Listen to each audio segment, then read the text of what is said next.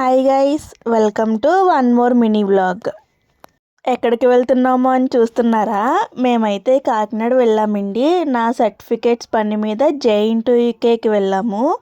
ఇంకా సర్టిఫికేట్స్కి ఈవినింగ్ రమ్మన్నారని ఆ గ్యాప్లో కాకినాడని ఎక్స్ప్లోర్ చేసాము.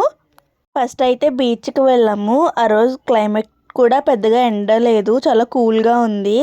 సరే అని ఫస్ట్ బీచ్కి వెళ్ళాము. అక్కడ చాలాసేపు తమ్ముడు చెల్లి నేను కలిసి ఆడుకున్నాము.